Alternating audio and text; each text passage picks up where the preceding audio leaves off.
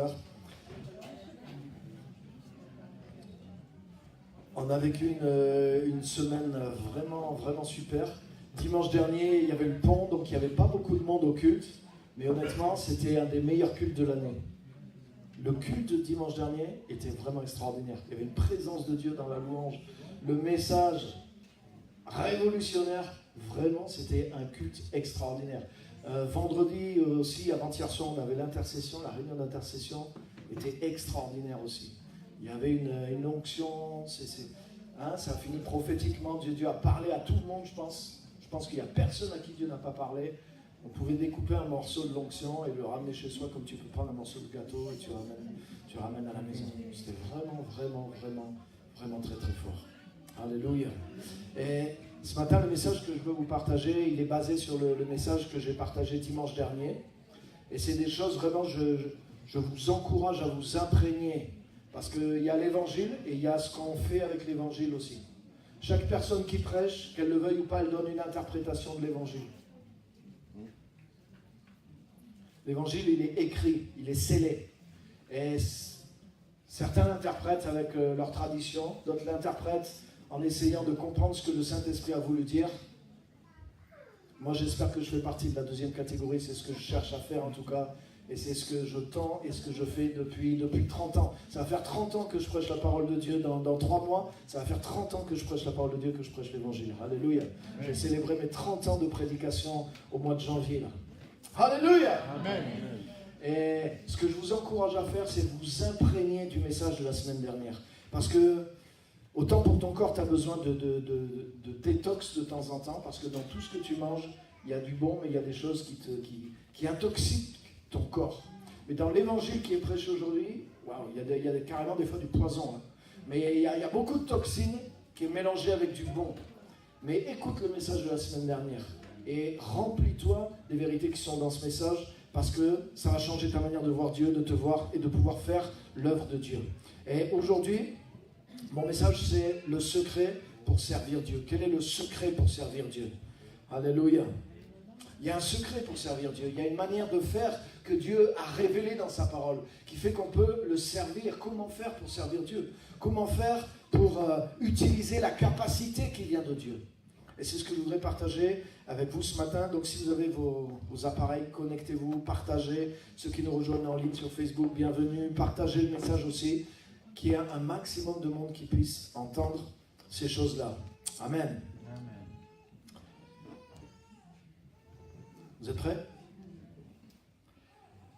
Je voudrais nous dire quelque chose aussi avec ce message en tant qu'Église aussi. Ce n'est pas juste un message pour enseigner, mais je voudrais le joindre aussi à quelque chose aussi dans lequel Dieu veut nous parler, à nous tous aussi en tant qu'Église. Je voudrais dire d'abord que Dieu ne s'arrête jamais.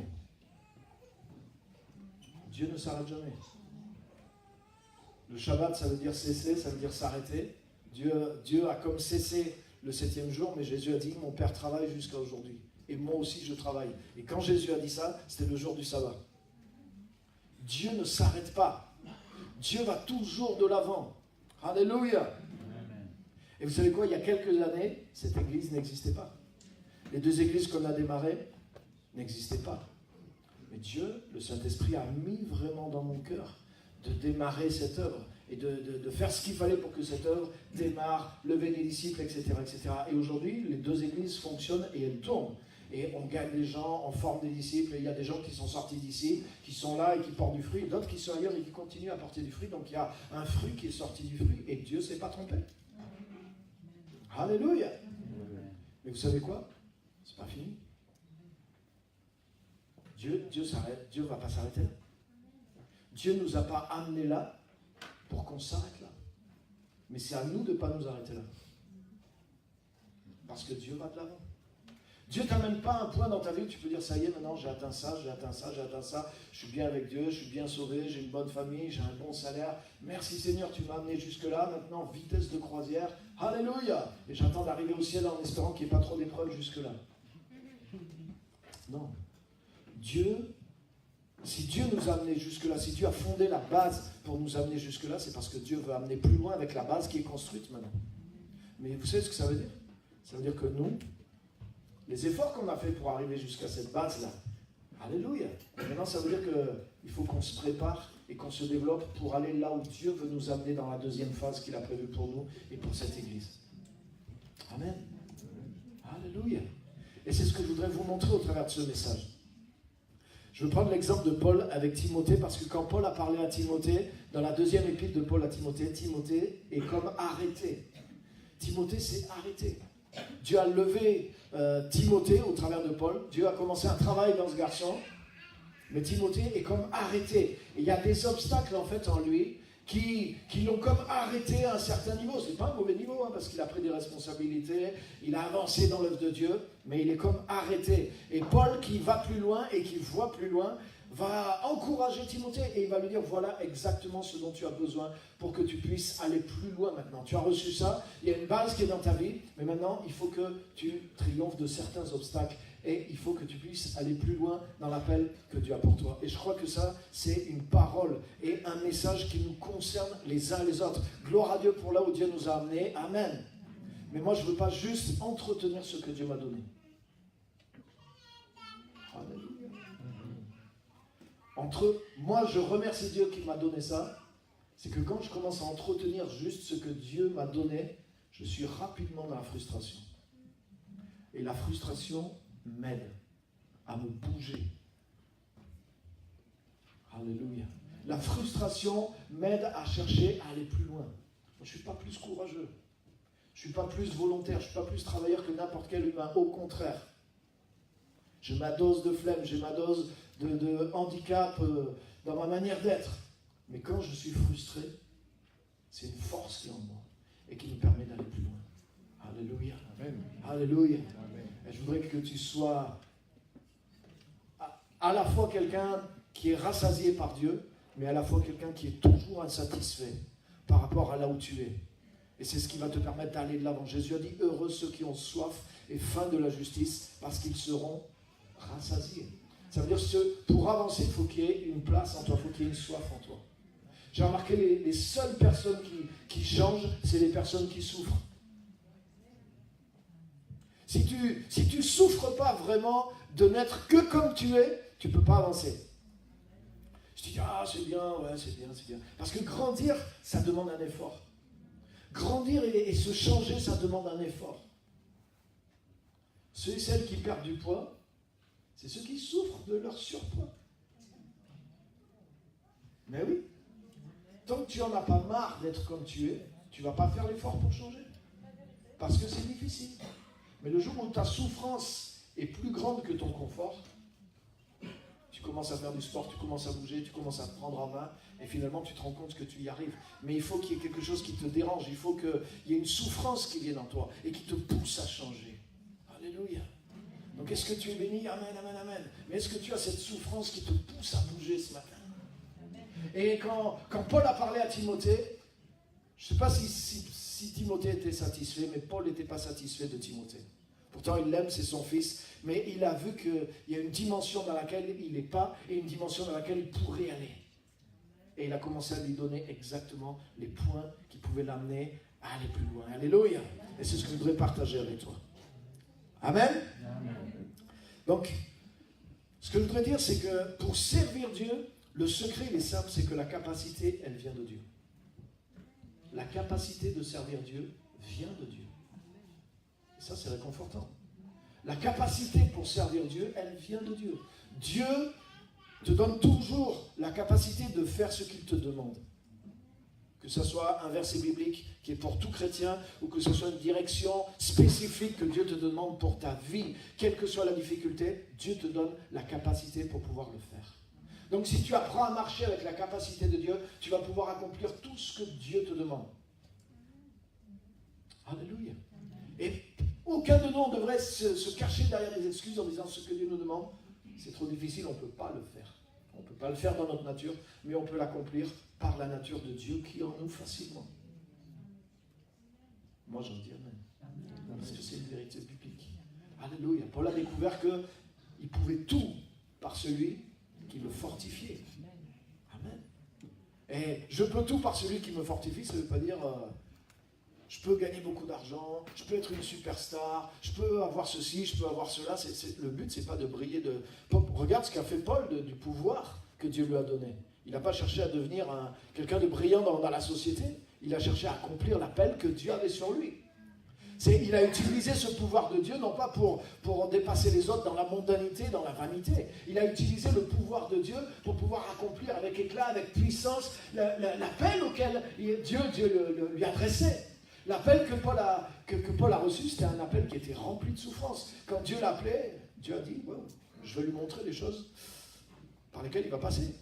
Il va devoir souffrir pour mon nom. Dieu l'a appelé à de grandes choses, mais il y avait de grandes souffrances, il y avait de grandes épreuves, de grandes tribulations à traverser pour pouvoir arriver à produire les choses. Il allait rencontrer pas mal de difficultés, mais par le pouvoir de Dieu, il a réussi à traverser toutes ces choses et accomplir l'appel de Dieu qui était sur sa vie. Alléluia. Le pouvoir de Dieu sur toi, il est là pour t'aider à triompher des obstacles qui sont entre toi et entre ce que Dieu t'appelle à faire. Alléluia. Alléluia. Mais cette capacité de Dieu est réelle. Et si nous apprenons à marcher avec la capacité de Dieu, nous pouvons accomplir le plan de Dieu. Pour nos vies, pour nos familles, pour notre église, pour cette ville. Dieu ne nous a pas amenés là juste pour qu'on soit la meilleure église de Clermont-Ferrand. Ça fait longtemps qu'on l'est déjà. Dieu ne nous a pas amenés là pour qu'on ait une super louange, qu'on ait... Vous voyez, parce que ça peut devenir vraiment une zone de confort. Franchement, la louange est super. Tu n'as pas besoin d'aller à Hillsong. Ah, c'est peut-être un peu mieux, mais le prix que tu vas payer pour... tu vois ce que je veux dire ? Franchement, il y a une qualité. Le message que tu entends ici, c'est pas parce que c'est moi qui prêche. Vous savez, Jésus est né à Bethléem. Il y a juste quelques bergers qui ont compris ce qui se passait. J'ai lu un truc, j'ai trouvé que c'était puissant. Il disait, en gros, c'était ça l'idée. À partir du jour où le monde commence à te reconnaître, c'est que tu es en train de devenir un faux prophète.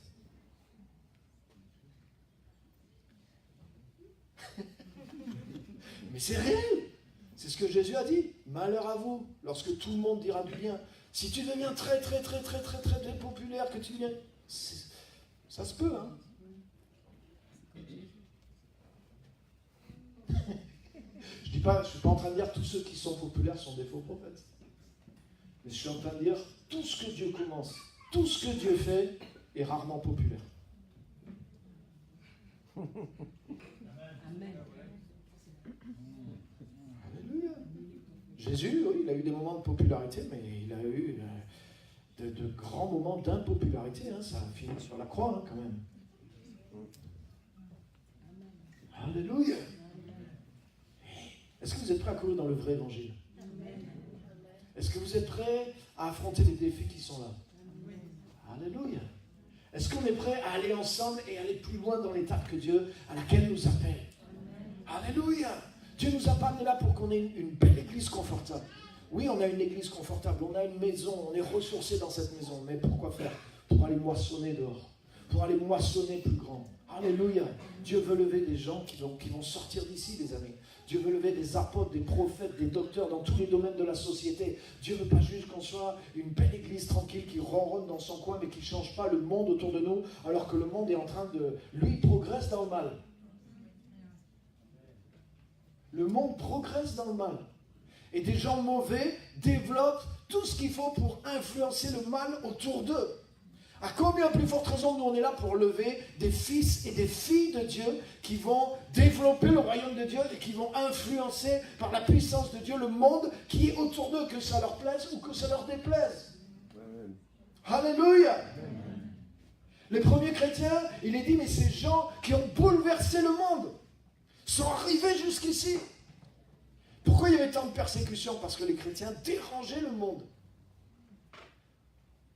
Je ne veux pas prier pour qu'on soit persécuté, mais je veux prier pour que, si on n'est pas, le fait qu'on ne soit pas persécuté, c'est qu'on ne dérange pas assez le monde autour de nous. Et c'est réel, on ne dérange pas tellement le monde, parce que nos idées chrétiennes, on les garde entre nous, et on ose difficilement affirmer même notre identité en tant que chrétien. Même certaines choses, on n'ose même plus en parler. Et il y a même certains qui sont influencés même, ah oui, mais peut-être le monde a raison, hein. Finalement, peut-être le mariage à 3, le mariage à 5, peut-être... Peut-être vivre en concubinage, c'est une bonne chose, hein, peut-être. Peut-être essayer mon partenaire avant le mariage pour voir si ça marchera bien après, c'est peut-être une bonne idée. Non, mais il y en a qui m'ont dit ça, des chrétiens. Moi, ils ont eu la franchise de parler. Mais pasteur, mais comment je peux savoir comment elle est avant? J'ai même connu une jeune fille chrétienne, elle voulait les mesures du sexe du garçon avant de se marier. Excusez-moi d'être cru et direct. Mais qu'est-ce que tu crois? Non, mais ça veut dire que, tu sais ce que ça veut dire? Ça veut dire que ta pensée est infestée par la pensée du monde quand tu penses comme ça. T'inquiète pas, ça fonctionne, t'as pas besoin de prendre des mesures avant. C'est étudié pour. Et tu sais quoi, le bonheur ne vient pas du nombre de centimètres. Même le bonheur physique et sexuel, non, ça n'a rien à voir avec tout ça. Mais tu sais pourquoi on pense comme ça? Parce que tout ça, c'est la pensée du monde, les amis. Et la pensée du monde finit des fois par influencer même l'Église. C'est pour ça qu'on a besoin d'être désintoxiqué, d'être décontaminé et d'être renouvelé dans notre entendement. Les amis, pour servir Dieu, pour influencer le monde, on doit se décontaminer du monde. Et on doit faire le plein surtout, faire le plein de la pensée de Dieu, parce que la pensée de Dieu est extraordinaire. La pensée de Dieu, c'est une pensée de paix et non de malheur. La Bible dit que l'intention de la chair, l'intention de la nature humaine, c'est la mort. Mais que la tendance du Saint-Esprit, c'est la vie et la paix. Donc, n'aie pas confiance dans tes raisonnements, n'aie pas confiance dans ta culture. Si Dieu te dit que c'est mieux de faire comme ça, fais-lui confiance aveuglément. Parce que Dieu ne veut pas satisfaire ta chair, mais Dieu veut amener la vie et la paix à l'intérieur de toi. À chaque fois que j'ai renoncé à moi pour faire la volonté de Dieu, à chaque fois ma vie s'est multipliée par 10 ou par 100. À chaque fois. Mais ma vraie vie, la vie du nouvel Adam à l'intérieur de moi. Amen. Alléluia. Amen. À chaque fois que j'ai écrasé un peu ce que le monde avait mis en moi, et que j'ai fait confiance, et que j'ai marché avec l'Esprit de Dieu, à chaque fois, ma vie a augmenté. Et ma vie extérieure n'a pas diminué. Elle a prospéré pour autant. Amen. Alléluia. Est-ce que vous êtes prêts? Est-ce que vous êtes prêts? Amen. On va lire dans 2 Timothée. Timothée s'était arrêté. Et voilà ce que Paul lui dit. Paul lui dit, voilà comment il faut te relever. Voilà ce qu'il faut que tu fasses pour retrouver cette force pour servir Dieu, pour aller dans la nouvelle étape que Dieu a pour toi. Voilà les choses que tu dois faire. La première chose, tu dois utiliser la force de ta nouvelle nature. Utilise la force de ta nouvelle nature. Et c'est ce que j'aime dans... Moi, j'aime l'évangile de Paul.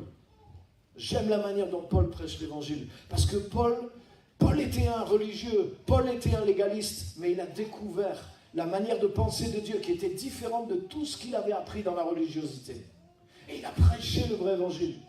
Et il ne dit pas à Timothée, tu es vraiment un traître, tu es vraiment un craintif, tu ne prêches plus l'évangile, tu as renié l'évangile, tu es vraiment un faible. Non, non, non, non. Il utilise la grâce. Et il lui dit, ranime la flamme du don qui est à l'intérieur de toi. Alléluia. C'est quoi? La force de servir Dieu ne vient pas du courage que j'ai naturellement. Elle vient de la puissance du don de Dieu qui est à l'intérieur de moi. Et ce don, il est à l'intérieur de toi aussi. Ce don, c'est Jésus-Christ. Alléluia. 2 Timothée 2:1. Si on peut l'afficher. Wow, super. Bravo. Donc 2 Timothée 2:1, il lui dit, toi mon enfant, fortifie-toi dans la grâce qui est en Jésus-Christ. Fortifie-toi dans la grâce qui est en Jésus-Christ. Au chapitre 1 également, versets 9 et 10. Chapitre 1, versets 9 et 10.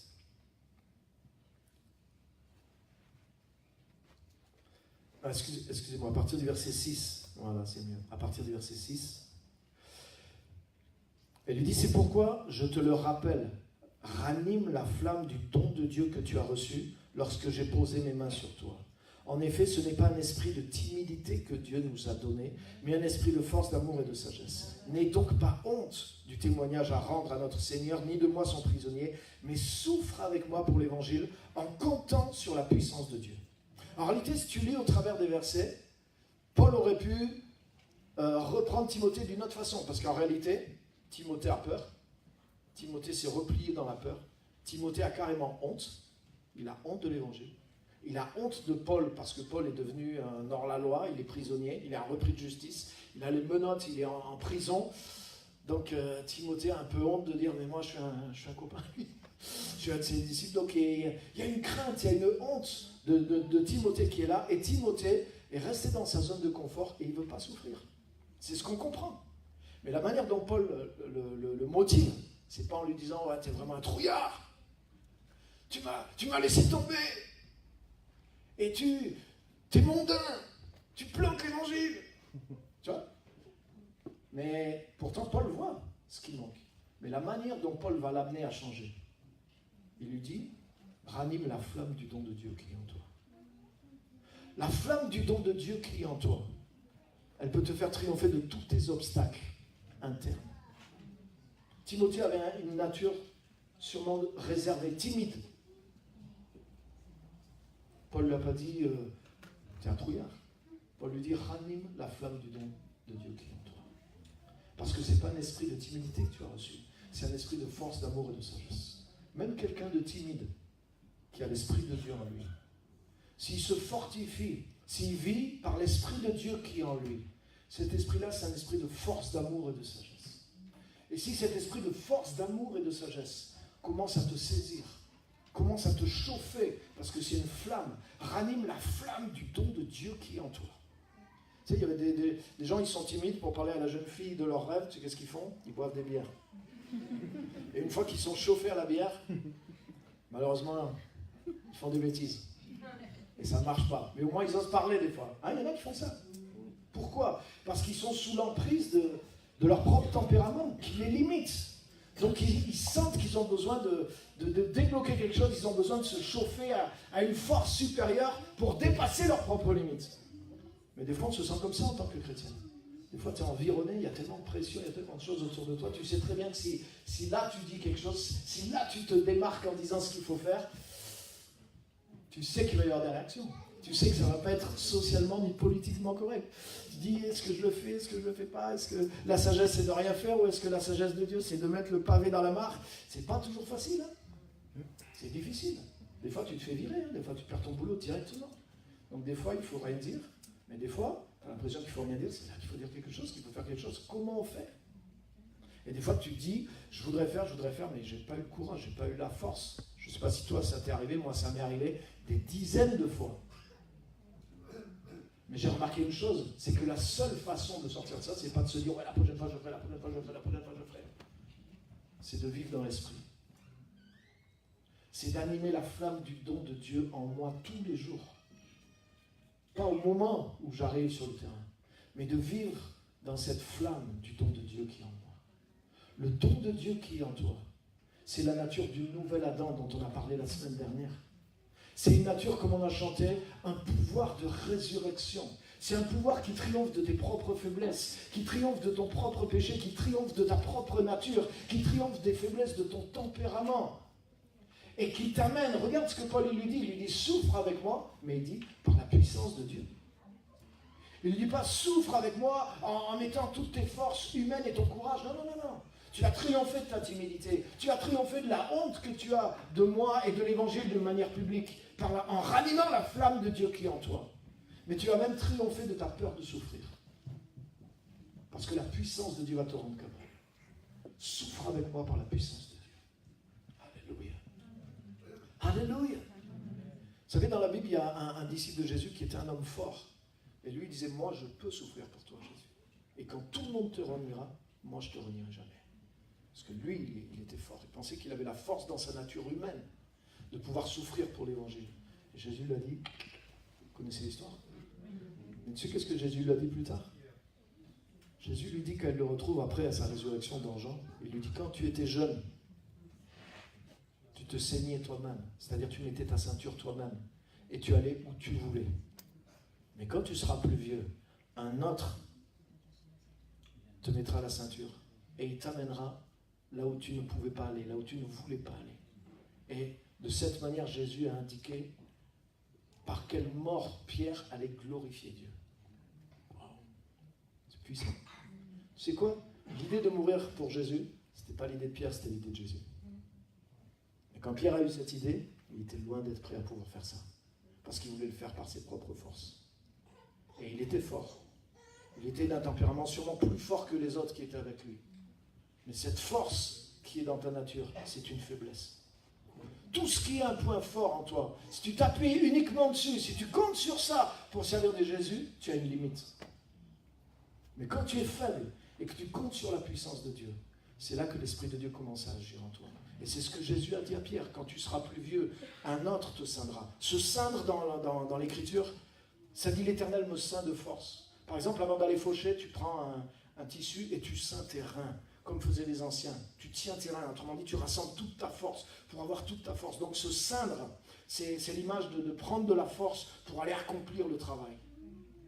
Et quand Jésus dit à Pierre, tu es jeune, alors tu te saignais toi-même. Ça veut dire quoi? Tu t'appuyais sur, tu t'enroulais de ta propre force, et à cause de ça, tu n'as pas pu arriver. Il dit, mais quand tu seras plus vieux, quand tu auras un peu plus d'expérience, et que tu auras appris que par toi tu peux rien, mais que par lui tu peux tout, c'est un autre qui te ceindra. C'est-à-dire c'est l'Esprit de Dieu. Il te ceindra de sa force, de son amour, de sa sagesse. Et lui, il pourra t'amener là où tu n'as pas voulu aller la première fois. Alléluia. Alléluia. Alléluia. Ce qui a rendu tous les chrétiens qui ont été exceptionnels et que nous admirons, les amis, ce qui les a rendus exceptionnels, c'est qu'ils ont dépendu de la force, du don de Dieu qui était à l'intérieur d'eux. Ils ont réussi, ils ont appris à s'appuyer sur la capacité de Dieu qui était en eux. Et c'est pour ça que pour aller plus loin, c'est pas juste, allez, fais plus d'efforts. Non, non, non. Appuie-toi. Ranime la flamme du don de Dieu qui est en toi. Mets-toi à l'écoute du Saint-Esprit réellement. Consacre vraiment ta vie à la présence de Dieu, au Saint-Esprit. Réellement cherche Dieu. Réchauffe-toi dans la grâce de Dieu. Réchauffe-toi en sachant la nature du don de Dieu qui est en toi. Si tu comprends que la vie qui est en toi, c'est la vie du nouvel Adam et pas la vie de l'ancien Adam. Si tu te fortifies dans cette grâce, si tu te fortifies dans la nature de Jésus-Christ qui est à l'intérieur de toi, et que tu vis dans cette puissance, tu vas commencer à t'étonner toi-même des choses que tu accomplis. Parce que là, Dieu va te mettre une ceinture de force. Et il va commencer à t'amener dans des choses que tu dis, ah non, non, je ne peux pas faire ça. Ah non, non, ça, je ne le ferai pas. Non, ne va pas le faire surtout. Va juste rallumer la flamme du don de Dieu qui est en toi. Rallume la flamme du don de Dieu, brûle. Et après, on va voir qu'est-ce que le feu de Dieu va faire de toi. On va voir qu'est-ce que la passion va faire de toi. Alléluia. Alléluia. Et la première chose que Paul a dit à Timothée pour aller plus loin, il lui a dit ça. Par la force de ta nouvelle nature. La force de ta nouvelle nature. Regarde toujours chapitre 1, versets 9 et 10.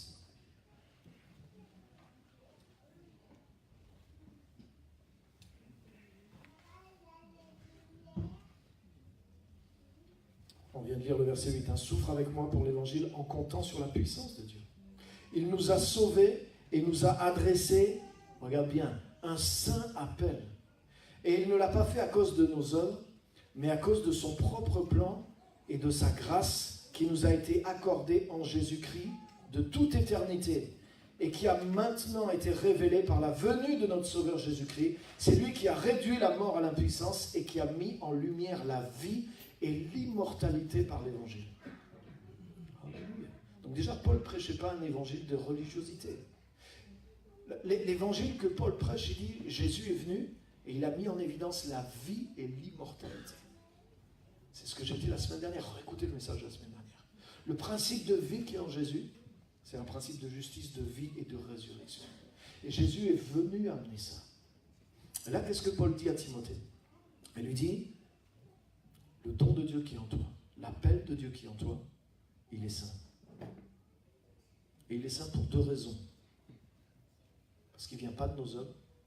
La deuxième chose, cet appel, il est relié à la grâce, c'est-à-dire à la capacité qui est en Jésus-Christ. Alléluia. Vous savez, dans l'Église en général, dans la religiosité, on ne comprend pas ce que ça veut dire, la sainteté de Dieu. La sainteté de Dieu, la sanctification. On entend plein de choses là-dessus.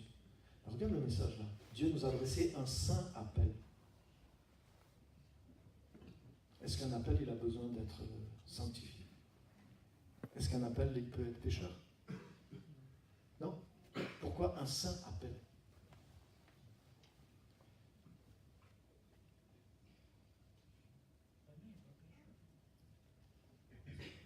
Vous savez, Dieu est saint. Et Dieu n'est pas saint parce qu'il n'est pas pécheur.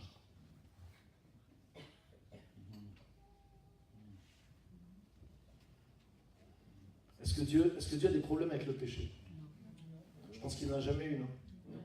Est-ce que Dieu a besoin de se sanctifier pour ne pas pécher? Donc quand la Bible dit Dieu est saint, ça ne veut pas dire simplement Dieu ne pêche pas.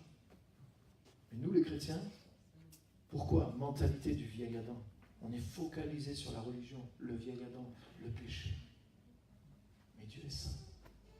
Dieu est saint, ça ne veut pas dire juste qu'il ne vit pas dans le péché. Dieu est saint, c'est ce que ça veut dire? Ça veut dire que Dieu est rempli de vertus. Dieu est glorieux. Dieu est juste. Dieu est amour. Dieu est puissant. Dieu est justice. Dieu est équité. La justice et l'équité sont la base de son trône. Ça, c'est la sainteté de Dieu. Dieu est plein d'amour. Dieu est plein de puissance. Dieu est plein de connaissance. Dieu est plein de sagesse. C'est ça la sainteté de Dieu. La sainteté de Dieu, c'est l'émanation des vertus et de la gloire qui constituent son être et sa nature. Amen. Ça n'a rien à voir avec l'absence de péché. Tout ce qui est en Dieu, il n'y a pas de péché dedans. C'est pour ça que Dieu est saint. Dieu est saint, c'est pas juste, il s'abstient de ce qui est négatif. Dieu est saint, ça veut dire Dieu est rempli de ce qui est positif. Dieu émane, Dieu rayonne de toute sa nature et de toute sa gloire. Alléluia, Dieu est différent. Dieu n'a pas de lutte avec le péché. Dieu n'est pas tenté par le mal, la Bible dit. Et il ne tente lui-même personne par le mal. Alléluia. Et quand la Bible dit Dieu nous a adressé un saint appel, ça a le même sens. Ça veut dire que cet appel de Dieu, il vient dans notre monde. Ce n'est pas quelque chose qui est venu de la terre. C'est quelque chose qui est venu du cœur de Dieu. Et c'est pour il dit, c'est pas par nos œuvres. C'est-à-dire, c'est pas nous qui avons fabriqué. C'est pas nous qui avons eu l'idée de servir Dieu. Mais ça vient de lui. Et c'est pour ça que ça a de la puissance. Parce que c'est quelque chose qui vient de Dieu. Et c'est quelque chose aussi qui est enraciné dans la grâce qui est en Jésus-Christ avant les temps éternels. Ce Jésus-Christ qui a manifesté la vie et l'immortalité. Le nouvel Adam. La capacité pour servir Dieu, elle est dans la relation avec Jésus-Christ. Parce que Jésus-Christ, c'est la parole de Dieu faite chair, comme on a vu la semaine dernière. Ce n'est pas un Adam réparé. C'est la parole éternelle de Dieu qui est venue dans le monde. La force de ton appel, elle vient de ça. L'appel vient de Dieu, il est saint. Ce n'est pas quelque chose qui est né de la terre. C'est quelque chose qui vient de Dieu. C'est quelque chose qui est plein de vertus. C'est quelque chose qui a une puissance en lui-même. Et c'est pour ça qu'on ne peut pas s'arrêter. Parce que tu suis l'appel de Dieu un moment, forcément cet appel est saint, cet appel a des vertus, cet appel a un pouvoir. Et si tu suis cet appel en marchant dans la grâce qui est en Jésus-Christ, si tu marches dans la nouvelle nature qui est en toi, si tu crois dans la nouvelle nature qui est en toi, et que tu utilises la force de cette nature pour suivre l'appel de Dieu, mais tu marches dans quelque chose qui est saint. Tu marches dans quelque chose qui est la vie que Dieu a prévue pour toi en réalité. Et là, je te garantis, tu es protégé. Tu ne penses même plus juste à ne pas faire le mal, à te préserver des mauvais trucs du monde. Tu n'es pas en train de te dire, qu'est-ce que je fais ce soir? Je vais en boîte de nuit, j'y vais pas. Tu as autre chose dans la tête. Hein. Je te garantis. Tu es loin de toutes ces luttes-là. Tu es dans une autre vie. Tu es en train de marcher dans la capacité du nouvel Adam et tu es en train de suivre l'appel de Dieu, l'appel que Dieu a tracé pour toi de toute éternité. Tu es en train de marcher dans un chemin que personne n'a inventé sur la terre. C'est le chemin que Dieu a inventé pour toi. Et il t'a donné la capacité qui est en tout chrétien. Parce que c'est la capacité, la grâce qui est en Jésus-Christ depuis les temps éternels. La nature divine qui est en Jésus, celle du nouvel Adam que Dieu te communique en Jésus. Si tu te fortifies dans cette nature et que tu marches dans l'appel de Dieu pour toi, mais rien ne va pouvoir t'arrêter, mon ami. Rien ne va pouvoir t'arrêter. Alléluia. Alléluia. Et c'est ce que Dieu veut pour chacun de nous. C'est là où Dieu veut nous amener. Et en suivant l'appel de Dieu, tu peux arriver jusqu'à un certain point. Et c'est là qu'il ne faut pas s'arrêter. Si tu t'arrêtes à ce point-là, Et que tu dis, waouh, maintenant c'est super. Dieu m'a amené jusque-là. J'ai suivi Dieu, ça m'a amené jusque-là. Ça a construit ma vie jusque-là. Waouh, c'est génial.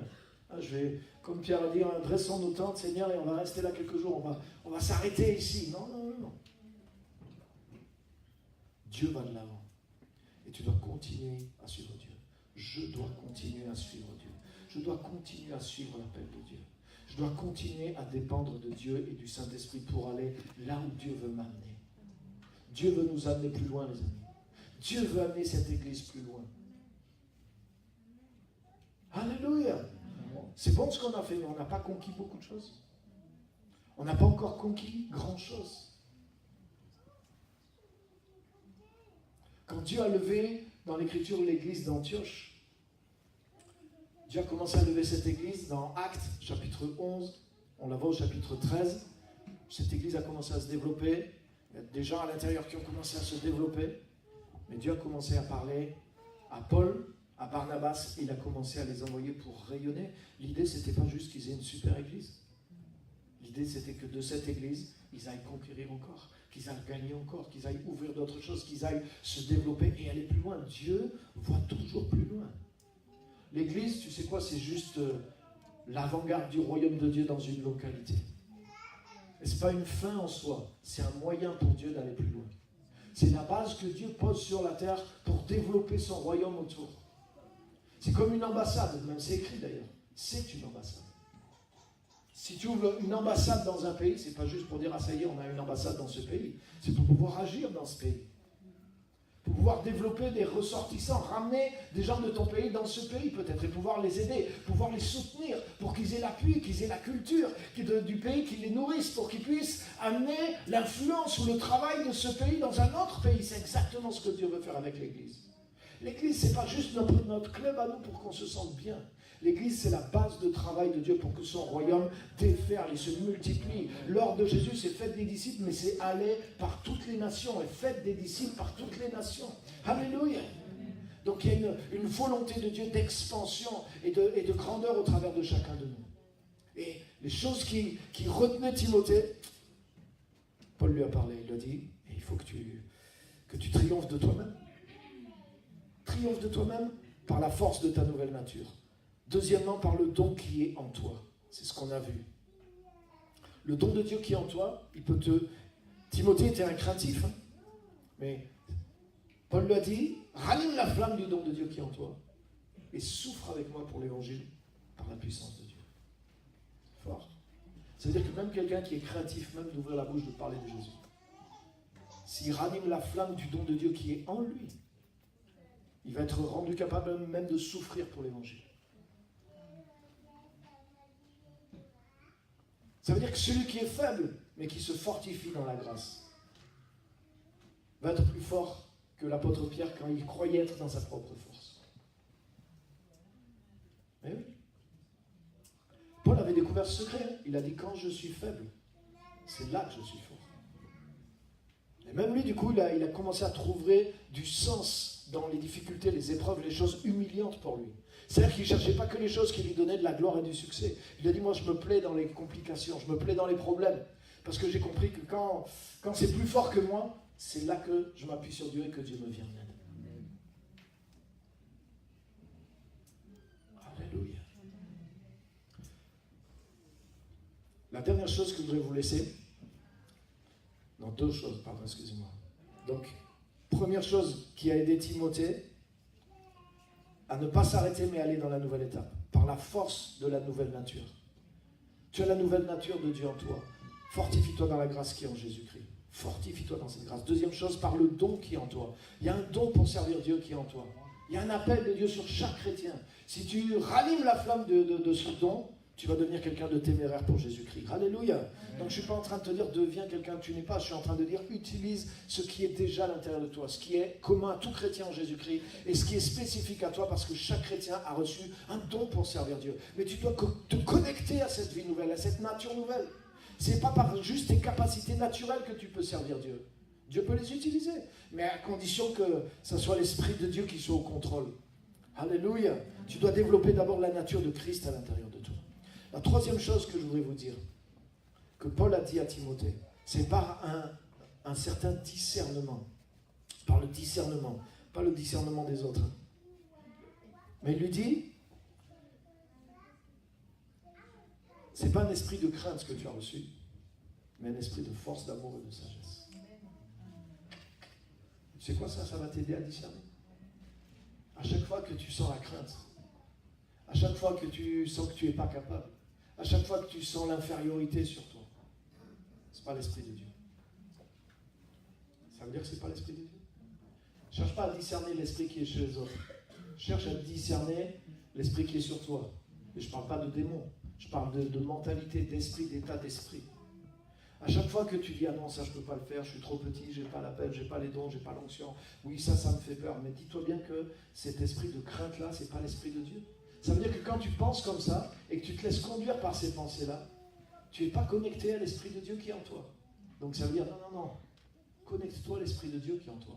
L'esprit de Dieu en toi, c'est un esprit de force, d'amour et de sagesse. Donc ça veut dire que tu peux puiser dans cette ressource. Il est en toi, l'esprit de Dieu, il n'est pas à l'extérieur de toi. Donc ça veut dire à chaque fois que tu es dans la crainte, que tu n'oses rien faire, tu n'es pas connecté à la bonne source. Mais ça ne veut pas dire que tu ne l'as pas. Ça veut dire change juste. Arrête de penser comme ça. Renouvelle ta pensée. Dis non Seigneur, je suis en train de m'écouter moi-même. Ou peut-être d'écouter de l'extérieur qui m'influence, qui bombarde dans ma pensée. Parce que j'ai un esprit de force, d'amour et de sagesse. Donc je suis capable de faire. Seigneur, je veux me connecter à toi. Montre-moi. Donne-moi la sagesse. Renouvelle-moi dans l'amour. Renouvelle-moi dans la force, dans le courage de faire ces choses-là. Aide-moi à penser ta parole. Je peux tout par celui qui me fortifie. Je ne veux pas commencer à penser dans la crainte. Je ne veux pas raisonner, me positionner et me conduire d'après la crainte. Vous savez, on agit toujours par rapport à nos pensées et notre mentalité. Donc si je suis dans une mentalité de crainte, d'infériorité, de dire non, moi je ne peux pas, je ne peux rien, etc. Mais c'est plus l'esprit de Dieu qui est en train de m'animer. Si la crainte m'anime, ce n'est pas l'esprit de Dieu qui m'anime. Donc ce n'est pas une condamnation. C'est juste pour s'aider à discerner. Ça veut dire que je me suis mis sous l'influence de ma nature ou de la crainte. Mais maintenant, non. Je dois me mettre sous l'influence de la nature de Dieu en moi. Parce que la nature de Dieu en moi, c'est un esprit de force, d'amour et de sagesse. Alléluia. Un autre critère de discernement qui est dans Romains 8,15, où Paul dit ceci. Ce n'est pas un esprit de servitude que vous avez reçu, mais un esprit d'adoption. Ça, c'est fort. La religiosité, quelle que soit son étiquette, pentecôtiste, protestante, évangélique, tout ce que tu veux, la religiosité amène toujours un esprit de servitude. Et la religiosité, ce n'est pas forcément celle qu'on t'impose de l'extérieur. Parce que tu peux être dans une église où c'est réellement... Tu peux être avec Jésus et toi-même penser de façon religieuse. Les disciples de Jésus, ils étaient dans la présence de Jésus, mais il y en a, ils pensaient religieusement, parce qu'ils avaient le filtre de leur propre pensée. Vous connaissez l'histoire de la veuve de Sarepta, chez qui le prophète a été envoyé, qui a multiplié l'huile, elle a vécu un miracle extraordinaire. Mais quelques temps après, son fils est tombé malade et son fils est mort. Et elle va vers le prophète, tu sais qu'est-ce qu'elle lui dit? Elle dit, est-ce que c'est Dieu qui t'a envoyé chez moi pour lui rappeler devant lui le souvenir de mes péchés et qu'il m'arrive un tel malheur dans ma famille? Oh, elle était dans l'erreur totalement. Donc Dieu avait envoyé Élie chez elle pour la bénir, pour qu'il y ait un miracle, pour qu'elle puisse vivre. Donc Dieu n'a pas fait ça pour qu'ensuite Dieu, par le prophète, fasse se monter le souvenir de ses péchés, envoyer une condamnation à mort sur son fils. Mais c'est qu'elle était religieuse dans sa façon de penser. Pourtant, Élie est venu chez elle. Elle a eu le miracle, elle a eu la grâce qui s'est manifestée dans sa vie, mais elle pensait d'une façon religieuse. Et quand il y a eu un problème, elle a tout interprété d'une façon religieuse. Mais il y a combien de chrétiens qui sont comme ça? Parce qu'ils ne connaissent pas vraiment Dieu. Ils ne connaissent pas qui est Dieu, ils ne connaissent pas le cœur de Dieu. Et ils pensent d'une façon religieuse, des esprits de servitude, de servilité. Même si elle avait continué comme ça, elle aurait dit à Élie, mais sors de chez moi. Parce que si tu restes chez moi, ça va continuer. Ça va mettre en évidence mes péchés et Dieu va me frapper. Mais c'est quoi cette vision de Dieu? C'est quoi cette vision de... Et Élie a vu qu'elle n'était pas dedans. Et Élie a dit, écoute, donne-moi ton fils et reste en bas. Et lui, il est monté dans la chambre et il a prié. Et il lui a ramené le fils vivant. Dieu a de la suite dans les idées. Dieu ne t'a pas sauvé alors que tu étais pécheur pour te frapper, te détruire à coups de masse. Dieu ne t'a pas sauvé pour te mettre dans quelque chose qui t'enferme, dans un esprit de servilité. Jésus dit, la Bible dit, c'est pour la liberté que Christ nous a affranchis. Pas la liberté de faire n'importe quoi, mais la liberté de servir Dieu, mais d'être libre avec lui. Par l'Esprit de Dieu, là où est l'Esprit de Dieu, il y a une vraie liberté. Alléluia. Et il n'y a pas un esprit de servilité, un esprit où tu deviens esclave. La religion te rend esclave. La religion met une servilité sur toi, un esprit de servitude. Et à chaque fois que tu es dans un esprit de servitude par rapport à Dieu, que tu rentres devant Dieu, que tu te vois comme un... Dans toutes les religions, tu vois, il y a toujours cet esprit de servitude. Je fais le vœu de pauvreté. Je fais le vœu de chasteté. Je fais le vœu de me couper et tout. Personne t'a rien demandé. Esprit de servitude. Mais un esprit d'adoption. L'esprit d'adoption, ça veut dire que tu sais qui est Dieu. Ça veut dire que tu agis en tant que fils de Dieu. Ça veut dire ce que tu le fais dans cette relation avec Dieu. Tu le fais la tête haute. Alléluia. Et tu sais quoi, ça va t'amener plus loin que la servilité. L'esclave, il fait le minimum. Et dès que le maître a tourné le dos, il s'arrête. Il n'aime pas. L'esclave n'aime jamais son maître. Et il a raison.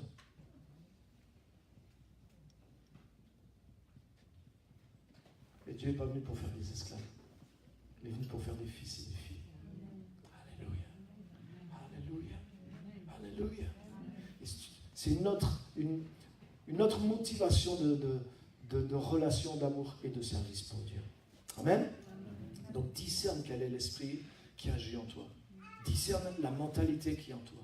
Est-ce que c'est une mentalité de crainte? Ça ne vient pas de l'esprit de Dieu. Est-ce que c'est la servilité, la servitude? Est-ce que tu es contraint, comme on l'a lu tout à l'heure, sans regret ni contrainte? Est-ce que, je suis contraint, si je ne donne pas ma dîme, Dieu va me maudire. Ah là là, si je ne fais pas ça, Dieu va me détruire. Alors je le fais, parce que sinon c'est pire ce qui va m'arriver. Je ne sais même pas si c'est mieux que rien, franchement. C'est triste, c'est pitoyable. On va découvrir qui est Dieu. Alléluia. C'est un esprit d'adoption qu'on a reçu, par lequel on crie Abba, Père. Et maintiens-toi dans le bon esprit. Parce que la capacité de servir Dieu, elle est dans le fait de te maintenir dans l'esprit de Dieu. Si tu te maintiens dans l'esprit de Dieu, la capacité de servir Dieu continue d'agir et d'opérer à l'intérieur de toi. Et il va agir au travers de toi. Et d'une manière surnaturelle. Alléluia. La dernière chose, elle est dans 2 Timothée 3,16. Vous connaissez 2 Timothée 3,16, hein?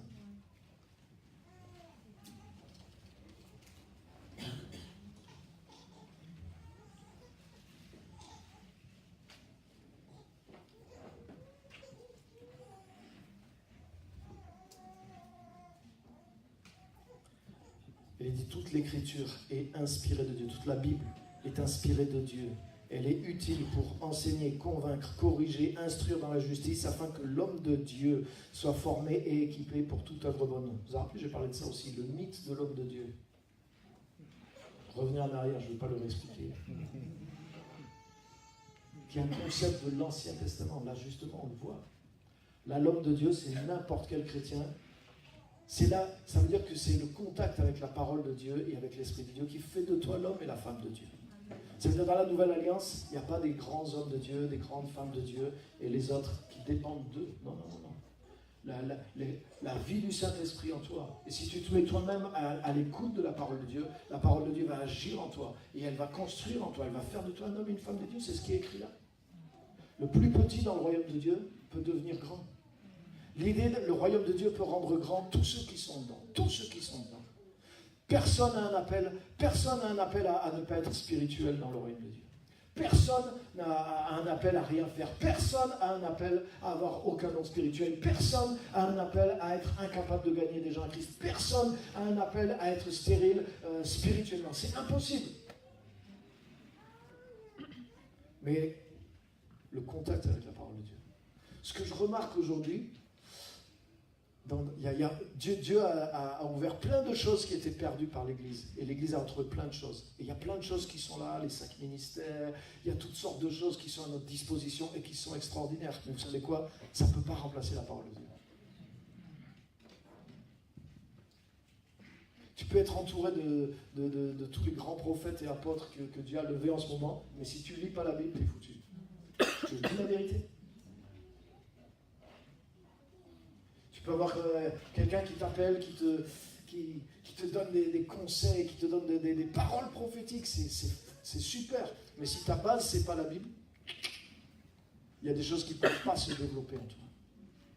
Alléluia. Là, qu'est-ce qui fait d'un homme craintif, honteux et qui a peur de souffrir comme Timothée, un homme de Dieu? C'est l'Écriture.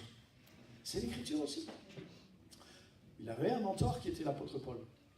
Et Paul lui parle. Paul lui a donné des prophéties, Paul lui a posé les mains, Paul a fait plein de choses pour lui. Il l'a aidé à se développer. Mais il lui dit, pour te corriger, pour te former à la justice, garde le contact avec l'Écriture.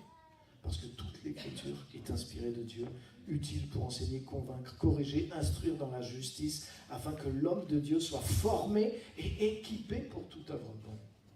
Ça veut dire que le secret pour être formé et équipé pour toute œuvre bonne et servir Dieu, c'est l'Écriture qui fait ça. C'est l'action de l'Écriture dans ta vie et dans ma vie. Alléluia. Ça, c'est vraiment une chose clé. Et tout le reste est super. Toutes les choses, tous les dons, toutes les choses qu'on a retrouvées dans l'Église aujourd'hui et celles qu'on va encore retrouver. Amen. Et on les vit, on essaie de les vivre, on essaie de les pratiquer. Et je rends grâce à Dieu pour toutes ces choses-là. Mais ça ne peut pas remplacer l'Écriture. C'est même l'Écriture qui est la base de toutes ces choses-là. Alléluia. Donc garde le contact avec l'Écriture. Sois une personne de l'Écriture et tu vas être un homme et une femme de Dieu. On va se lever, on va terminer par la prière. Alléluia.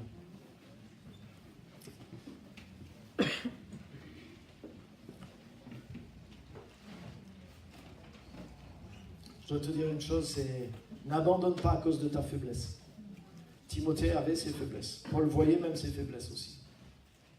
Faiblesse de sa nature, de son tempérament, manque de qualification. Non. Paul le dit, fortifie Christ qui est en toi, fortifie le don, fortifie la grâce qui est en toi. Et ça va triompher de ces faiblesses-là. Alléluia. Peut-être tu ne crois pas que tu peux aller plus loin que là où tu es aujourd'hui, parce que tu vois certaines faiblesses. Mais je voudrais te dire, si tu développes vraiment Christ en toi, ça va engloutir ces faiblesses-là. Alléluia. Et tu vas pouvoir aller plus loin. Le don de Dieu en toi veut t'amener plus loin que là où tu es. Amen. Fortifie-toi, chauffe-toi par le don de Dieu qui est en toi, jusqu'à ce que tu deviennes audacieux et que tu ailles là-dedans. Alléluia. Vis dans un nouveau mode de vie, de préparation, pour être prêt quand les opportunités de Dieu vont arriver. C'est ce que Paul a dit à Timothée. Reste pas dans cette zone-là, prépare-toi pour prendre le train quand il va passer. Prépare-toi, sois audacieux, sois prêt pour prendre le train quand il va passer. Pour saisir les occasions, les opportunités de Dieu. Ne t'arrête pas là où tu es. Alléluia. Alléluia. Je crois que vraiment Dieu veut faire quelque chose de nouveau dans nos vies. Dieu veut nous amener plus loin. Mais ce qu'il nous dit, c'est de ne pas stagner là où on est. Et de ne pas avoir peur, de ne pas dire moi je ne peux plus aller plus loin à cause de j'ai telle faiblesse. Tu ne peux plus raisonner comme ça. Parce que le don de Dieu en toi peut triompher facilement de toutes ces faiblesses-là. La grâce qui est en Jésus-Christ, dans le nouvel Adam, peut t'amener plus loin. Alléluia. Et tu dois la saisir avec moi. On doit la saisir ensemble pour aller plus loin. Amen. Merci Seigneur Jésus. Alléluia. Je voudrais que tu parles avec lui. Dis-lui Seigneur, je veux aller plus loin. Je veux te connaître. Donc, Seigneur, je veux vraiment aller plus loin. Alléluia. Alléluia. Paul a dit un moment aux Galates, il a dit, vous courriez bien, mais vous vous êtes arrêtés. Qu'est-ce qui vous a fait arrêter? Et il leur a donné le remède. Paul a fait la même chose avec Timothée. Il a dit, tu es bien parti, mais là tu stagnes, tu restes au même endroit.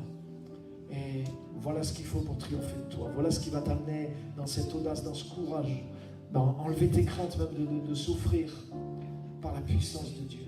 Alléluia. Il y en a assez en toi pour t'amener là où Dieu veut t'amener. Mais tu dois te confier là. Au lieu de regarder à ce qui te manque, regarde à ce qui est en toi. Travaille. Fais grandir ce que Jésus est en toi, ce qu'il a mis en toi, le don qui est en toi. Et il va t'amener exactement là où tu veux aller, vers le fruit que tu veux atteindre. Alléluia. Je voudrais qu'on lève nos mains vers lui. Dieu nous appelle, Dieu t'appelle, Dieu m'appelle, Dieu nous appelle en tant qu'Église, il veut nous amener plus loin. Alléluia. Merci Seigneur, merci Jésus. Merci Seigneur, parce qu'aucun de nous n'est appelé à une vie de stagnation. Aucun de nous n'est appelé à une vie juste terrestre et à soutenir ceux qui ont un véritable appel. Non, non. Chacun de nous a un véritable appel. Chacun de nous a la grâce de Jésus-Christ, à la vie, l'immortalité, le pouvoir de résurrection à l'intérieur de lui, et appelé à porter un fruit d'excellence, à déployer le royaume de Dieu dans sa vie, autour de lui et au loin. Et Seigneur, montre-nous comment tu veux nous construire en tant que corps de Christ pour pouvoir nous joindre les uns aux autres et amener le royaume de Dieu là où tu nous as placés, mais aussi au loin parmi les nations. Seigneur, tu ne nous as pas constitués en tant qu'Église, même en quelques années, Seigneur, pour nous laisser juste jouir de ce que nous avons. Mais c'est pour pouvoir être une base de lancement, pour pouvoir amener le royaume de Dieu plus loin. Aide-nous à le voir, aide-nous à le croire, aide-nous à nous préparer pour les opportunités de cette deuxième phase, de cet appel dans lequel tu nous entraînes. Au nom de Jésus, renouvelle notre foi, renouvelle notre vision et attire-nous dans ta présence.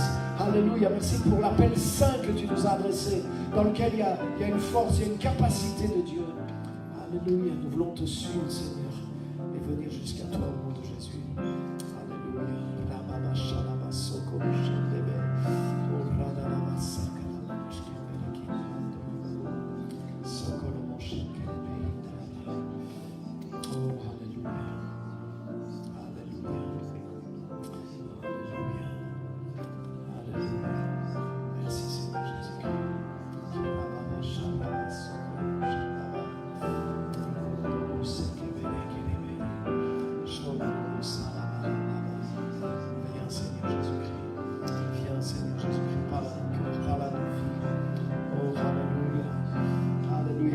Vraiment prier pour plusieurs personnes. Si tu te sens vraiment appelé dans ce message, si tu vois que tu fais partie tu es comme Timothée, tu t'es comme arrêté, mais il y a l'appel qui est toujours là au fond de toi.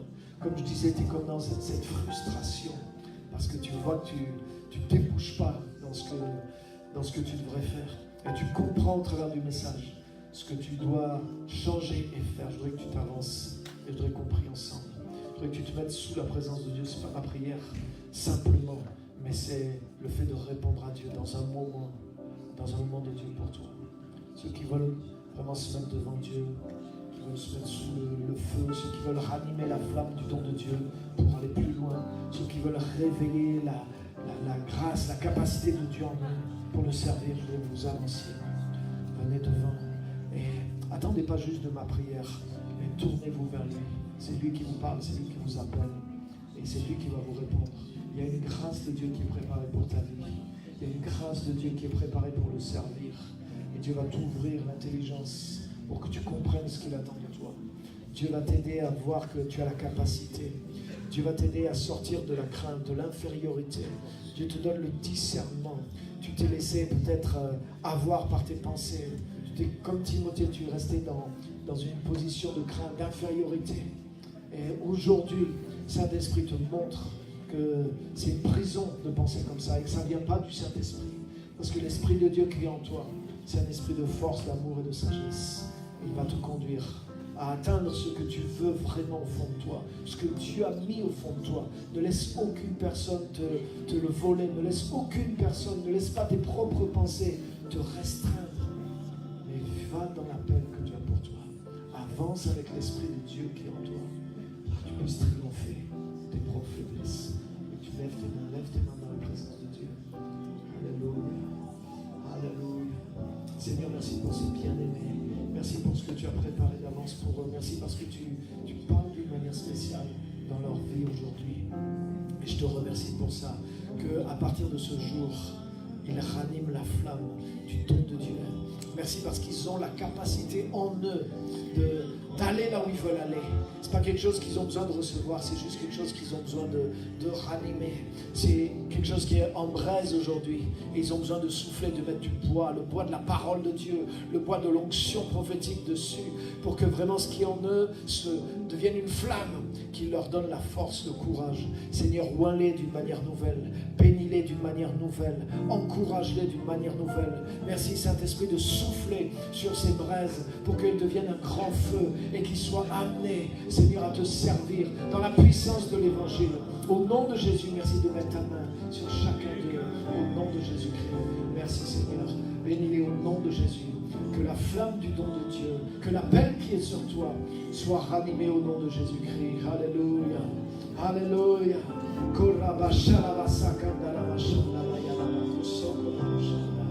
Il y a un appel qui est sur toi, mon frère. Et il y a quelque chose que quand tu étais plus jeune, quand tu étais au pays, Dieu t'a montré, Dieu t'a parlé, Dieu t'a dit clairement quelque chose. Et c'est comme si tout ça est resté en veille. Et tu as grandi dans la vie. Et tu penses toujours, mais c'est comme si tu ne sais pas comment aller vers là, comment l'accomplir. Et le Saint-Esprit te rappelle ces choses aujourd'hui. Le Saint-Esprit te rappelle à ton premier amour.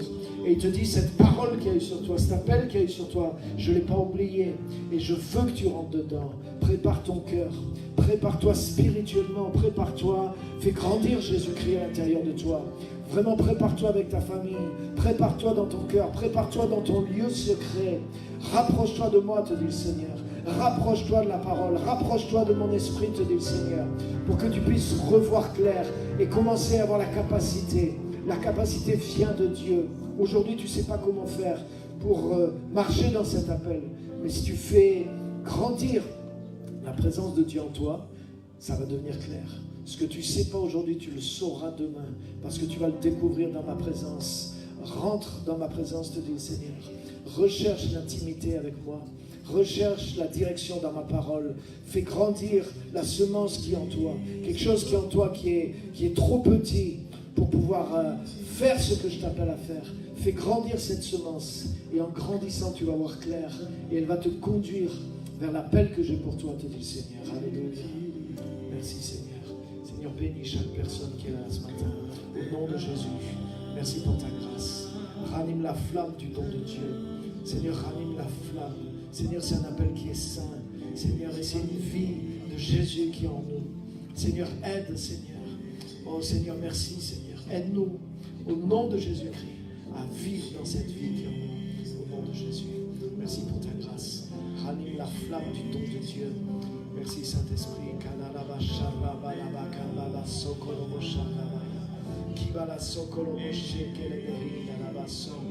Je prie que toute l'Église, on lève nos mains dans sa présence. Alléluia. Merci Seigneur. Ranime la flamme du don de Dieu.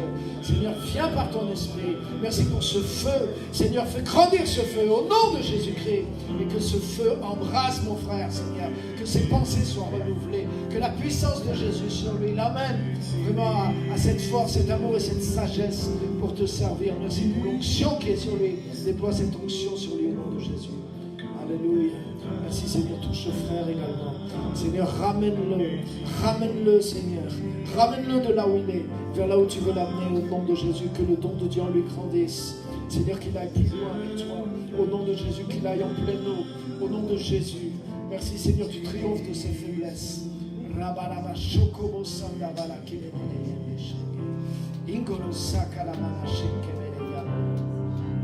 Alléluia.